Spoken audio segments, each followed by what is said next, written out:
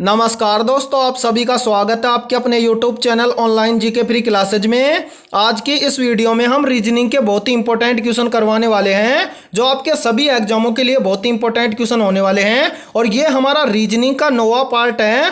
8 part हम पहले करवा चुके हैं, जिनको आप प्लेलिस्ट के अंदर जाकर देख सकते हैं। और आज के इस 9वें पार्ट के अंदर रीजनिंग के बहुत ही इंपॉर्टेंट प्रश्न होंगे, जो आपके आगामी सभी परीक्षाओं के लिए इंपॉर्टेंट होने वाले हैं। तो चलिए शुरू करते हैं हमारे इस रीजनिंग के 9वें पार्ट को बिना देरी के। पहला प्रश्न है आप सभी के सामने। नीचे दिए गए प्रश्न में प्रश्न चिन्ह के स्थान पर संबंधित संख्या को चुनिए। यानी कि आप सभी को बताना है कि इस प्रश्न चिन्ह के स्थान पर कौन सी संख्या आएगी। तो ये प्रश्न आपका एनालॉजी से संबंधित प्रश्न दिया हुआ है, और हमें बताना है कि जिस प्रकार से 51 का संबंध 216 से है, उसी प्रकार से 23 का संबंध किस संख्या से होगा। तो देखो, ऐसे प्रश्नों को हम किस तरह से सोल्व करेंगे। तो सबसे पहले यहां पर देखो कि 51 से 216 किस प्रकार से हुआ है। तो देखो, 51 के अंदर हमें कौन कौन सी संख्याएं दी हुई हैं। तो 51 के अंदर हमें दिया हुआ है 5 और 1। जब हम इन दोनों संख्याओं को जोड़ देंगे तो कितनी संख्या आएगी। तो हम इन दोनों को आपस में जोड़ेंगे, यानी 5 और 1 को जोड़ेंगे तो कितना हो जाएगा 6। और 6 का हम क्या कर देते हैं क्यूब, और 6 का क्यूब करेंगे तो कितना होता है 6 का क्यूब होता है 216, जो कि हमें यहाँ पर दिया हुआ है। अब यही फॉर्मूला लगाएंगे हम 23 के अंदर। तो 23 के अंदर कौन कौन सी संख्याएं दी हुई हैं। तो 23 के अंदर दिया हुआ है 2 और 3। जब हम इन दोनों संख्याओं को जोड़ देंगे तो कितना संख्या आएगा। तो इन दोनों संख्याओं को आपस में जोड़ेंगे तो कितना आ जाएगा 5। और 5 का भी हम क्या कर देंगे क्यूब, और 5 का क्यूब करेंगे तो कितना हो जाएगा 125। अब हमें बताना है कि ये 125 हमें किस ऑप्शन में देखने को मिल रहा है। तो ये हमें मिल रहा है ऑप्शन बी के अंदर। तो बी हो जाएगा हमारा करेक्ट आंसर। यानी कि प्रश्न चिन्ह के स्थान पर क्या भरा जाएगा।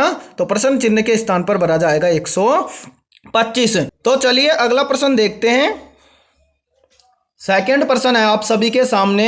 नीचे दिए गए प्रश्न में प्रश्न चिन्ह के स्थान पर कौन सी संख्या आएगी। यानी कि सेकंड प्रश्न हमारा मिसिंग नंबर से संबंधित प्रश्न है, और हमें बताना है कि इस प्रश्न चिन्ह के स्थान पर कौन सी संख्या आएगी। तो देखो, ऐसे प्रश्नों को हम किस तरह से सोल्व करेंगे। तो सबसे पहले देखो, यहाँ पर पहली पंक्ति के अंदर है, पहली पंक्ति में बोल रहा है कि 6 और 3 से किस प्रकार से 27 हुआ है। उसी प्रकार से देखो सेकंड पंक्ति में बोल रहा है कि 9 और 2 से किस प्रकार से 343 हुआ है। उसी प्रकार से हमें बताना है कि 5 और 1 से इस प्रश्न चिन्ह के स्थान पर कौन सी संख्या भरी जाएगी। तो ऐसे प्रश्नों को हम किस तरह से सोल्व करेंगे।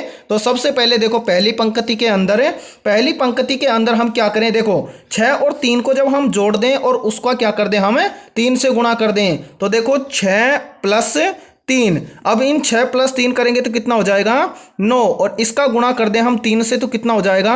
तो यहाँ पर हो जाएगा 27, जो कि हमें यहाँ पर दिया हुआ है। अब इसी तरह से हम सेकंड वाली पंक्ति को हल करते हैं।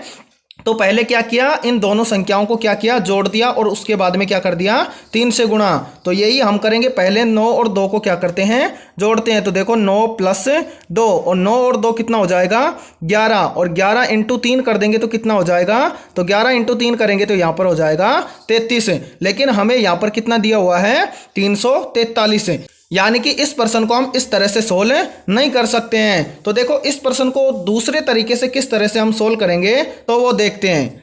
अब यहाँ पर देखो, पहली पंक्ति के अंदर की हम 6 और 3 का क्या करें कि यहाँ पर 27 हो जाए। तो देखो, हम 6 में से 3 को घटा दें और उसका हम क्या कर दें क्यूब। तो देखो, 6 में से हम 3 को घटा देंगे तो कितना हो जाएगा 3, और इस 3 का हम कर देते हैं क्यूब। जब हम 3 का क्यूब करेंगे तो कितना हो जाएगा 27, जो कि हमें यहाँ पर दिया हुआ है। अब यही फॉर्मूला लगाते हैं हम सेकंड पंक्ति के अंदर। यानी कि पहली संख्या में से क्या करते हैं, अगली संख्या को घटा देते हैं और उस संख्या का कर देंगे क्यूब। तो यहाँ पर देखो, 9 में से जब हम क्या करेंगे 2 को घटा देंगे तो कितना आएगा। जब हम 9 में से 2 को घटाएंगे तो आएगा 7, और इस 7 का हम कर देते हैं क्यूब, और 7 का क्यूब करेंगे तो हो जाएगा 343, जो कि हमें यहाँ पर दिया हुआ है। अब यही फॉर्मूला लगाएंगे हम तीसरी पंक्ति के अंदर। तीसरी पंक्ति में हम क्या करेंगे, देखो पहली संख्या क्या है 5, और इस 5 में से हम 1 को घटा देंगे, और घटाने के बाद में हम क्या करेंगे, जो संख्या आएगी उसका क्यूब।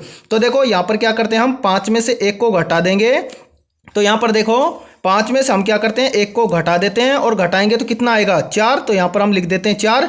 जब इन संख्याओं में भी हमने क्यूब किया तो इसका भी हम करेंगे क्यूब, और 4 का जब हम क्यूब करेंगे तो कितना हो जाएगा, 4 का क्यूब हो जाएगा 64। अब ये देखते हैं कि ये 64 हमें किस ऑप्शन में देखने को मिल रहा है। तो ये हमें मिल रहा है ऑप्शन ए के अंदर, तो ऑप्शन ए हो जाएगा हमारा करेक्ट आंसर, यानी कि इस प्रश्न चिन्ह के स्थान पर भरा जाएगा 64। अब इस प्रश्न को हमने किस तरह से सोल्व किया, यानी कि पहली संख्या में से अगली संख्या को क्या कर दिया, घटा दिया, और घटाने के बाद में जो संख्या आई उसका हमने क्या किया, क्यूब। इसी प्रकार से हमने सेकंड वाली पंक्ति में किया, 9 में से 2 को घटाया और जो संख्या आई उसका कर दिया हमने क्यूब। यही फॉर्मूला लगाया हमने तीसरी पंक्ति के अंदर, यानी कि पहली संख्या में से दूसरी संख्या को क्या कर दिया, घटा दिया, और जो संख्या आई उसका हमने क्या कर दिया, क्यूब। और क्यूब करने पर हमारे पास आया 64, और ये 64 हमें मिल रहा है ऑप्शन ए के अंदर, यानी कि प्रश्न चिन्ह के स्थान पर कितना भरा जाएगा, तो प्रश्न चिन्ह के स्थान पर भरा जाएगा आपका 64। उम्मीद करता हूं ये प्रश्न आपको अच्छे से क्लियर हो गया होगा। तो चलिए अगला प्रश्न देखते हैं। तीसरा प्रश्न है आप सभी के सामने, नीचे दिए गए प्रश्न में संबंधित शब्द को चुनिए। यानी कि इस प्रश्न को किस तरह से सोल्व करेंगे, तो देखो यहाँ पर पहला क्या दे रखा है, कपड़े, और कपड़े का संबंध बता रहा है किससे, टेलर से।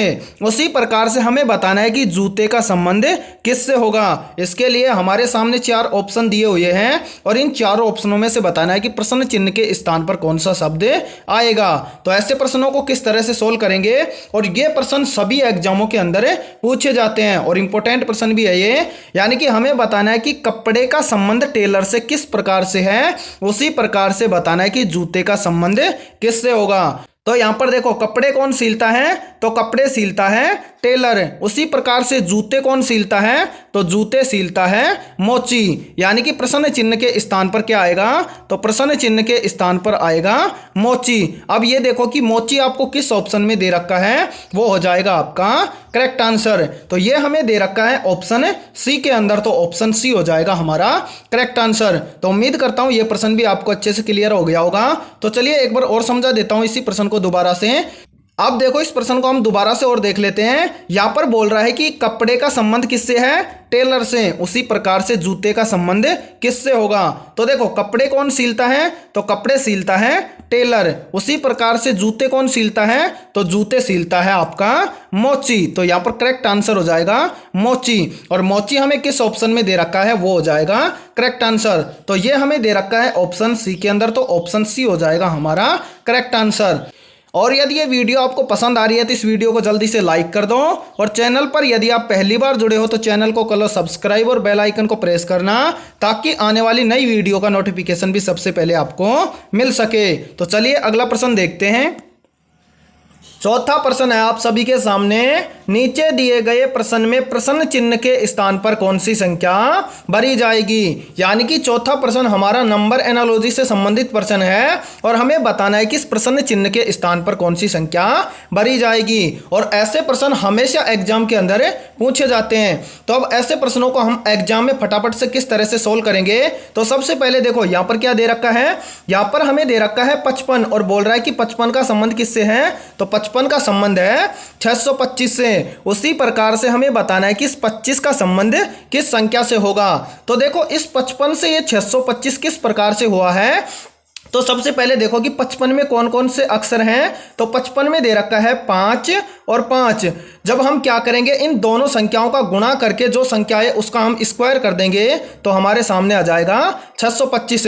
तो देखो 55 में क्या क्या दे रखा है, 5 और 5। जब हम इन दोनों संख्याओं का क्या कर देंगे, गुणा, तो गुणा करेंगे तो कितना आएगा, 5 × 5 करेंगे तो हो जाएगा 25, और इस 25 का हम कर देते हैं स्क्वायर। तो 25 का स्क्वायर हम करेंगे तो कितना हो जाएगा, 25 का स्क्वायर हो जाएगा 625। यानी कि देखो क्या किया हमने किया यहाँ पर क्या है 55, और 55 के अंदर जो जो अक्षर थे उन दोनों अक्षरों का हमने क्या कर दिया, गुणा किया तो कितना आया 25, और 25 का हमने क्या कर दिया स्क्वायर किया तो कितना आया 625।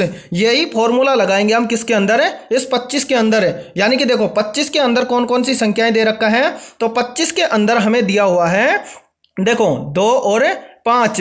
जब हम 2 और 5 का गुणा करेंगे तो कितना हो जाएगा?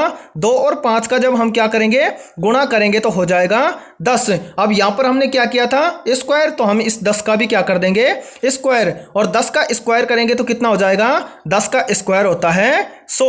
और ये देखो 100 हमें किस ऑप्शन में देखने को मिल रहा है? ये मिल रहा है हमें ऑप्शन डी के अंदर, तो ऑप्शन डी हो जाएगा हमारा करेक्ट आंसर। तो उम्मीद करता हूं ये प्रश्न भी आपको अच्छे से क्लियर हो गया होगा। यानी कि इस प्रश्न को किस तरह से सोल्व किया है, तो देखो दोबारा से देखो इस प्रश्न को फटाफट से।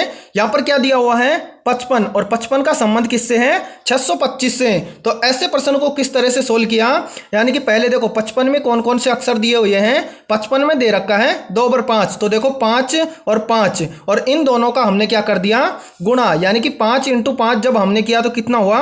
25, और दोनों का गुणा करने पर आया 25, तो 25 का हमने क्या कर दिया, स्क्वायर, और 25 का स्क्वायर कितना होता है? तो 25 का स्क्वायर होता है 625। यही फॉर्मूला लगाया हमने किसके अंदर? 25 के अंदर, यानी कि 25 के अंदर हमें दिया हुआ है 2 और 5, और 2 और 5 का हमने क्या कर दिया, गुणा, और 2 और 5 का जब हमने गुणा किया तो कितना आया? 10, और 10 का हमने कर दिया स्क्वायर, और 10 का स्क्वायर कितना होता है? तो 10 का स्क्वायर होता है 100, और ये 100 हमें दे रखा है ऑप्शन डी के अंदर, तो ऑप्शन डी हो जाएगा हमारा करेक्ट आंसर। तो उम्मीद करता हूं ये प्रश्न फिर से आपको अच्छे से क्लियर हो गया होगा। तो चलिए अगला प्रश्न देखते हैं। 5वां प्रश्न है आप सभी के सामने, नीचे दिए गए प्रश्न का सही वेन आरेख बनाइए। यानी कि 5वां प्रश्न हमारा वेन डायग्राम से संबंधित प्रश्न है, और हमें बताना है कि पृथ्वी, भारत और राजस्थान का सही वेन डायग्राम कैसा बनेगा। तो देखो ऐसा प्रश्न यदि आपको एग्जाम में मिल जाए तो ऐसे प्रश्नों को हम किस तरह से सोल्व करेंगे। तो सबसे पहले देखो क्या क्या दे रखा है, पृथ्वी, भारत और राजस्थान, और हमें बताना है कि इनका सही वेन डायग्राम कैसा बनेगा। तो देखो थोड़ा सा दिमाग लगाओ और बताओ कि पृथ्वी, भारत और राजस्थान, इन तीनों में से सबसे बड़ा कौन है। तो देखो भारत, राजस्थान और पृथ्वी में से सबसे बड़ा कौन हो जाएगा, तो इन तीनों में से सबसे बड़ा होगा आपका पृथ्वी। और पृथ्वी पर कौन बसा हुआ है, तो पृथ्वी पर अनेक देश बसे हुए हैं, जिनमें से आपका भारत देश भी किस पर बसा हुआ है, तो आपका भारत देश भी बसा हुआ है पृथ्वी पर।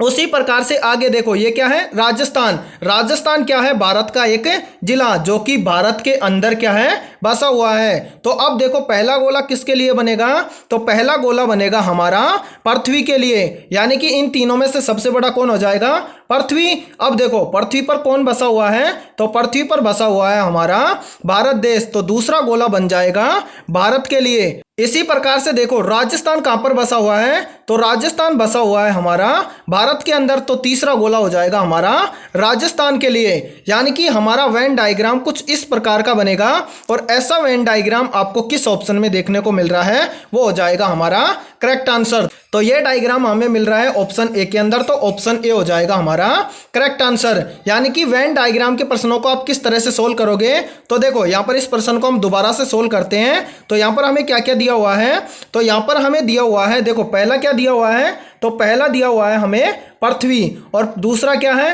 भारत, और तीसरा क्या है, राजस्थान। तो इन तीनों में से सबसे बड़ा कौन है, तो इन तीनों में से सबसे बड़ा हो जाएगा पृथ्वी। तो पहला गोला बनेगा हमारा पृथ्वी के लिए, तो हमने पहला गोला किसके लिए बना दिया, पृथ्वी के लिए। उसके बाद में देखो पृथ्वी के ऊपर कौन बसा हुआ है, तो पृथ्वी के ऊपर बसा हुआ है आपका भारत देश, तो दूसरा गोला किसके लिए बनेगा, तो दूसरा गोला बन जाएगा हमारा भारत के लिए। उसी प्रकार से देखो अब ये राजस्थान कहां पर बसा हुआ है, तो राजस्थान बसा हुआ है भारत के अंदर, तो तीसरा गोला किसके लिए बनेगा, तो तीसरा गोला बनेगा हमारा राजस्थान के लिए। अब देखो कुछ इस तरह का हमारा क्या बना हुआ है, डायग्राम। अब देखो ये डायग्राम हमें किस ऑप्शन में देखने को मिल रहा है, तो देखो इस तरह का डायग्राम हमें मिल रहा है ऑप्शन ए के अंदर, तो ऑप्शन ए हो जाएगा हमारा करेक्ट आंसर। तो उम्मीद करता हूं ये प्रश्न आपको अच्छे से क्लियर हो गया होगा।